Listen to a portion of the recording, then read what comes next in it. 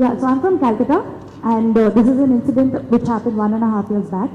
My mother and I were walking on the street, and this guy on a cycle tried to act smart with her.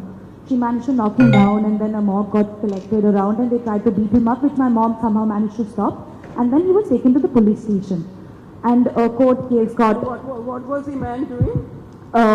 He was trying. He tried touching her inappropriately, so he was taken to catch whom?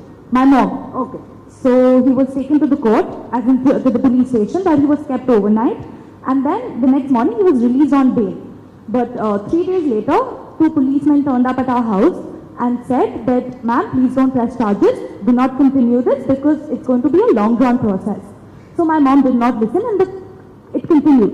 So now we get a summon from court every 3 months or so. And what was supposed to be a punishment for him has turned up to be a punishment for us. Because my mother has to go and spend colossal hours at the court running around from this part to that. Prime witness, and you are also a witness. You are to corroborate her testimony. This is the role of you and your mother. If your mother is called to the court, she is called there to take her testimony. Simple. You see, I fail to understand why she must go there again and again. She should be invited to the court, which we say she should be summoned to the court on the day her testimony is to be recorded. If a testimony is not recorded, you will ask, why is your testimony not being recorded? And you, being a corroborative witness, should go and support her testimony.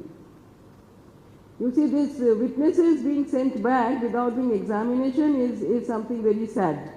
It may happen because on that given day, the court has so much of work, so many witnesses have turned up, that even if she waits up to 4 o'clock till the rising of the court, her turn doesn't, come.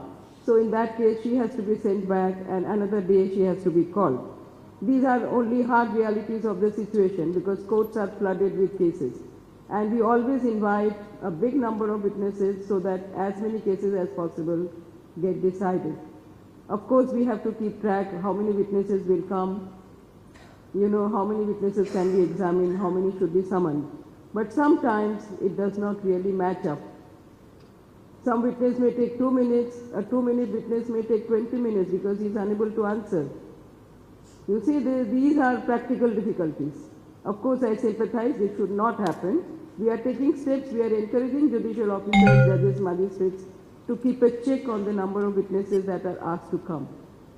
But it is mostly the public prosecutors, the public prosecutor who presents a police case. Sometimes it is the police prosecutor who decides how many witnesses to be summoned on a given date. So sometimes there is mismatch between the time available with the court and the number of witnesses who turn up. Maybe I have issued summons to 10 witnesses, on that day only 1 appears. Sometimes I have issued summons for 15 witnesses, not a single one turns up.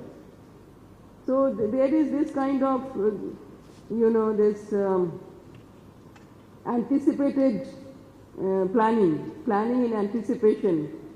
Day's work is planned in advance, 2 months in advance we plan the day. So sometimes there is this kind of mismatch. But I am glad that somebody reported. I am glad that she is pursuing it. But then the thing is, the process has been so long. This incident has happened 1.5 years back.